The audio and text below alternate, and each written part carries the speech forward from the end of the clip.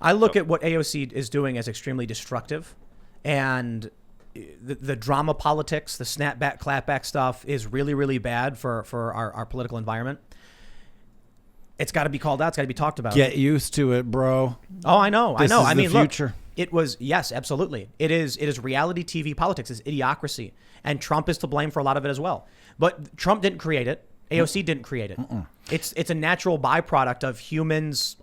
They love for drama. I actively tried to create it in 2007. Drama I would politics? make All your fault, YouTube Ian. video blogs talking about becoming the president, using internet video to interact, where you don't need Secret Service. You can have leaders from around the world on That's kinda Skype interesting. together.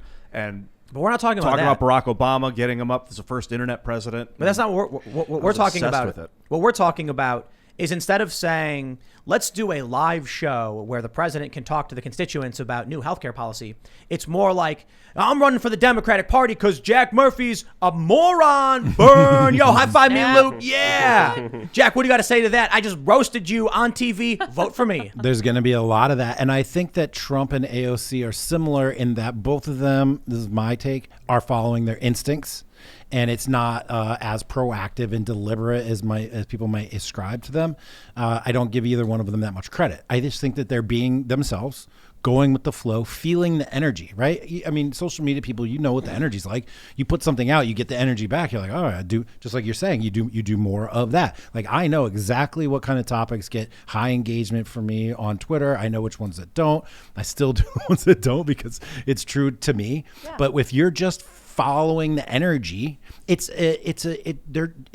being drawn out of them as well. You're right. For AOC and for Trump, you know, Trump would tweet up a storm and he'd switch. We long talked about how there would be some drama or a lawsuit, for instance. There was a really funny moment where Trump changed the asylum rules, and it was the one time no one cared about Trump's moves towards like immigration. Why? Because he tweeted the squad should go back to where they came from and then come back or whatever.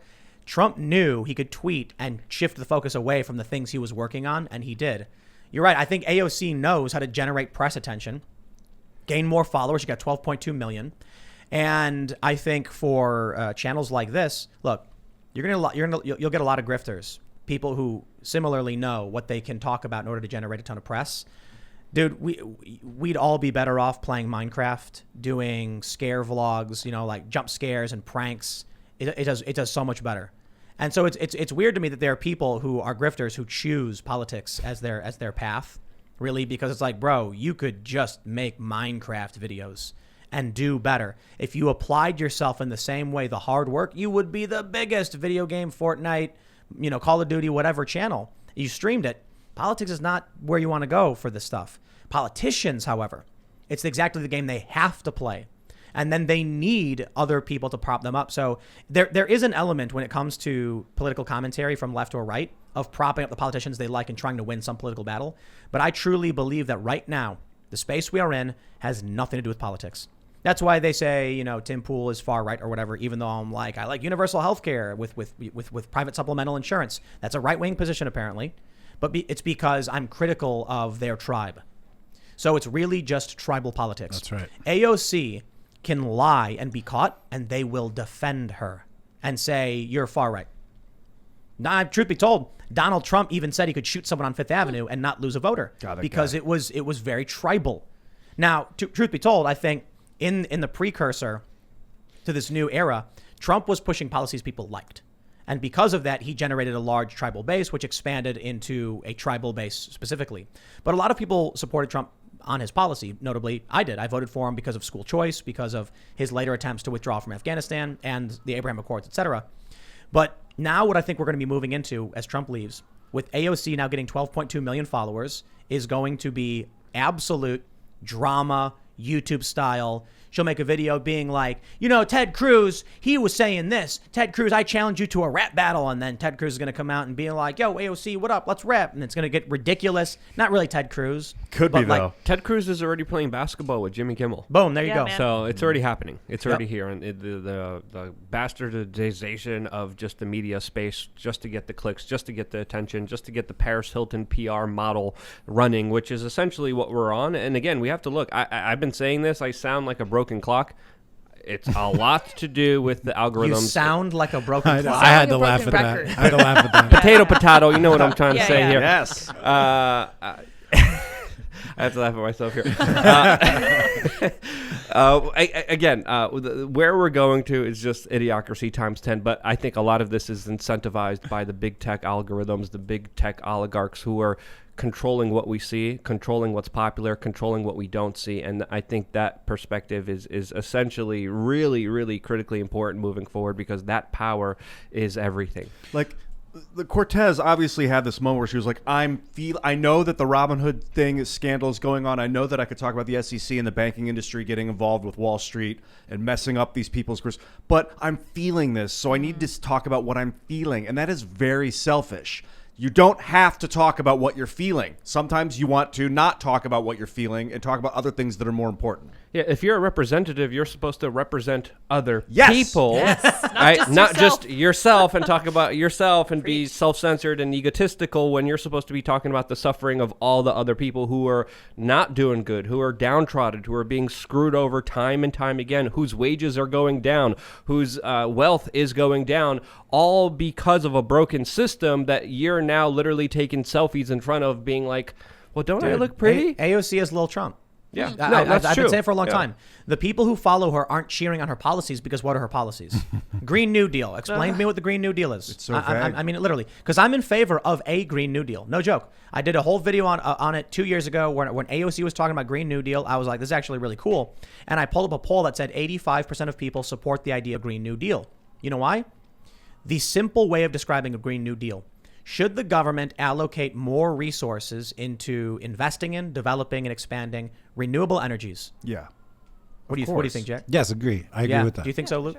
Whatever. You're against taxation. I don't like any government doing anything. So 85% of people are like, absolutely. Look, understanding existing in the confines of the existing taxation system, the U.S. government has tons of our money, and we think they should allocate more towards green energy renewal projects and things like that, expanding technology, investing. Solinger was a disaster, but people are still like, hey, look, man, we're trying to do something cool and good and new.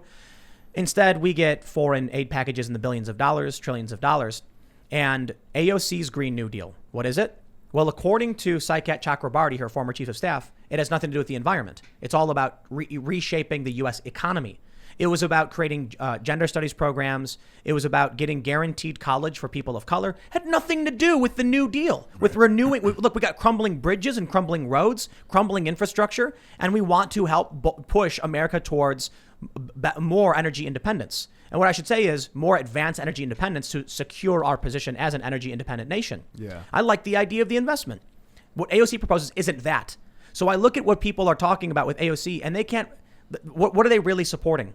Did she force Nancy Pelosi to put a floor vote on Medicare for all? No, she just blindly voted for her. She's not doing anything to actually help progressives other than be a tribal avatar for the tribe. And what is she calling for? She's calling for big tech censorship. She's calling for the eroding of civil liberties. She's calling for a bigger police state that, of course, will, rein in on supposed domestic terrorism threats. She's talking about a new Patriot Act 2.0. I mean, these are policies that, of course, go completely against helping individuals. What actually does help people? Well, it's none of the policies that, of course, AOC is pushing right now, in my opinion. I think It seems to me that there's an algorithm we're not talking about right now, and it's the one that's in our head. We have an algorithm. We are predetermined to react to certain things. She is hacking our human algorithms. Much like Trump did. Much like Trump, Yep. much like anybody who's successful with social media in a competition for attention. It's the attention economy. You got to get attention. How do you get attention? You appeal to people's emotions. You put that out there. You trigger those empathetic reactions. And the byproduct of getting attention in a positive way, because there is positive ways of doing it, but the byproduct of doing this is we're just splitting into these empathetic tribes. You can watch the same thing with two different people. You take away two different outcomes, two different perspectives, and you can't understand at all what the other person is saying. I tweeted something about this today. Jack Posobiec retweeted me, so I got the Jack Posobiec tidal wave of comments, and he has a lot of haters, bro. And the people that were responding in the hate camp, man, they can't see it, and they think that we're all just monsters and devils and terrible people because we think she's manipulating us. Here's what I love. So there's this big battle going on between Marjorie Taylor Greene, and the Democrats. They want her removed from her committees for things she has said previously that are fairly, insane and bombastic. Don't get me wrong. And it was reported that Kevin McCarthy, minority leader in the House, was negotiating with her to like take her off one committee. I just responded with Republicans are such pathetic losers. Now think about the context of that. Kevin McCarthy, Democrats demand Marjorie Taylor Greene be removed from all committees, but Kevin McCarthy says only one. And then I called Republicans pathetic losers. The immediate assumption from a bunch of these leftists was, why are you defending Marjorie Taylor Greene? And I said, what did I say in her defense? It's a tribal assumption. What if my point was that instead of just booting her off her committees, the Republicans were refusing and kowtowing to QAnon, and that's why I was calling them pathetic losers. I just called them losers, and immediately the tribal assumption was I was in defense of Marjorie Taylor Greene. I don't mean to call out your methods, but you do tweet those vague mirror projecting tweets all the time. You mean like vague? Like as in it's like the magic mirror. It's like it's like whatever people respond reveals the way they interpret it. Literally why I did it. Yeah. And it's effective. Yes. But the truth was, I don't care if the Republicans kick her off her committees or don't. Regardless, they are pathetic losers. They're Republican politicians. Well, yeah. So I was like, I don't care. Indeed. I figured it was something everybody would agree with. Right? Either you're a Republican who says, why are they coming after Marjorie Taylor Greene and bowing down to the Democrats? Or you're a Democrat saying, why won't they remove this crazy woman? Either way, they're spineless, pathetic losers who can't just make a decision. They're like, what do we do? What if we only hurt her a little? What if we only strip her a little bit? It's like, pick one, dude. Either you're with the Democrats and you're saying she's bad, or you stand up for people who just got elected to your party. Spineless. I don't care if they keep her on or they don't keep her on. I think she said crazy stuff, and I understand why people are mad about it. I think there's been Democrats who've said crazy stuff. Maybe Marjorie Taylor Greene said some crazier stuff online. But regardless, pick one. They can't even do that. Whose side are they on? The Republicans just love to do whatever they're told in a very pathetic and weak way. It's fairly sad. But no, you bring up a good point. I almost always make these magic mirror tweets, as you call them. The goal is whatever tribe someone's on, they see what they want to see. And it's hilarious to watch them react to it. I gotta say, it's Michael Malice, man. I learned from the best. Yeah, but I didn't come up with this stuff. It's hilarious to like kick over an anthill and watch the ants scramble, kind of. But you misunderstand. Yeah, but he's not destroying anything. No. Hold you're on. finding joy in their suffering and confusion. Who's suffering? These people that are answering to their own craziness. I genuinely think that Republicans are pathetic, spineless losers, and I kept it fairly vague so that it wasn't overtly descript towards a particular individual. But like, you also made a video about it where you went deeper into it. A video about what? You led a video. I heard you lead a video earlier today. Republicans are spineless losers. You actually called them losers in a video. Absolutely. And that was a way for you to explain it. But in the tweet, it's like a vague, and people are freaking out. And so what? Well, it seems like you enjoy watching people freak out. I don't look at the notifications. To vague tweets. I don't go and check what people are saying, responding to. I thought you just for said the most part. that people you did. For the most talking part. about the response? Yeah, it was a guy who was immediate response to me after I tweeted it was like, you are clearly supporting Marjorie Taylor Greene. It's so weird because I completely stopped doing that, doing vague tweets. I'm trying to be as specific in tweets as possible so that I don't confuse people. No. It's impossible. It's literally impossible. People will just tweet nasty things for no reason. I mean, look at Seth Rogen. Do you see the Seth Rogen, Jonathan Kay interaction? Jonathan Kay, who he's Quillette, isn't he? Yeah. He's Quillette. Jonathan Kay is I'm not super familiar with what his exact title would be, but he writes for Quillette, and he tweeted a joke about something. Do you remember what it was, Jack? I don't. The joke? It was shampoo. Oh yes, that's right. He was Dog using shampoo. dog shampoo. Yeah, he talked about it. So he tweeted this joke. It was a silly little joke where he was like, "For the longest time, I've been using dog shampoo and didn't realize until I went to the store and tried to buy it, and then noticed in big bold letters it says pet shampoo, and I should have realized." And Seth Rogen responded with like, "You're stupid," something like that. So nasty. And he responded with like, "Okay, I was making a silly joke. It was a self-deprecating humor." And Seth Rogen was like, "So what? I said you're stupid." That's the point of Twitter. That's why you don't use Twitter legitimately. No matter what you say, you passively make a joke where you are deriding yourself in silly humor, targeting no one, and a multi-millionaire celebrity will insult you for no reason. It's free. None whatsoever. So I don't give specific tweets. I see the Republicans. I see what they're doing. Instead of me writing out 500 paragraphs explaining everything wrong with the Republicans, I say these people are spineless losers. Yeah. They won't stand up for anything. They don't defend anything. They just say, well, we'll do a little bit of what you want, Democrats, and then not do anything. But not all of them, right? 99%. Yeah, you got Thomas Massey's cool, Rand Paul's cool, Yep. Josh Hawley's pretty cool. pretty cool. Ted Cruz is okay. Dan Crenshaw's pretty cool in Dan, most Dan- ways. well, I disagree with Dan Crenshaw on a lot of things, but I think he's an all right guy. I just really disagree with him on a lot of things. See, I just post a bunch of memes, and That we have to remember social media is not real life, but it's becoming real life, and a lot of the nastiness is incentivized again by the algorithm. When you do have that drama, when you do have that thing, again, we're talking about this again from the very beginning. It's all about emotions, and if you're able to spark a negative one, they've done psychological studies showing that gets more of your attention, that spurs the fight or flight reflexes, and here we are. We're talking about the same thing. So I used to work for these nonprofits. This is now almost 14 years ago. I did fundraising for nonprofits, and it was street canvassing. You guys know those people on the street that are waving to you, saying like, "You have a minute to talk about the environment or whatever." That you don't want to have eye contact with. yes, those Yes, people. because if you have eye contact, they got you. Yeah. Yep. But I'll tell you guys a secret technique. You know what the secret technique is? I could get anybody in the world to stop for me. Anyone in the world. You want to know what the trick is? Breakdancing. Nope. Trip them. You don't ask them anything. You just hold out your hand. I like these You walk up to them, stand in front of them, you hold out your hand to shake it. And then once you're shaking your hand, you say, "I'm going to talk to you about the environment, Physical why touch. you're helping." It's the same way if you Well, meet no, a girl no. and you want to get No, it's intimate. no, you you're start wrong. off with physical contact. That's not it. It's that I'm physically holding them and they can't leave. And then you get pepper spray. Well, there's They're- that too. But I'm shaking their hand. You see, it's a clever high talking about pressure Ian. sales tactic. That came out a where little psycho when I said you grab their hand and you shake it, and they can't walk away while you're talking to them. And then with your other hand, you hand them your clipboard. They grab it, and then you let go, and then you put your hands. You hold your hands to your side. Now they're physically holding your property. They They'll have try and them hand it to you, yours, but they yeah. can't. They can't leave as long as they're holding it. Anyway, I digress.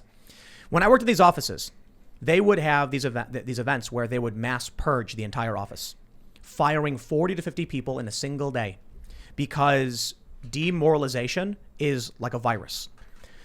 So you have 40 or 50 people, and you need them doing sales for a cause, which means they have to be passionate and positive.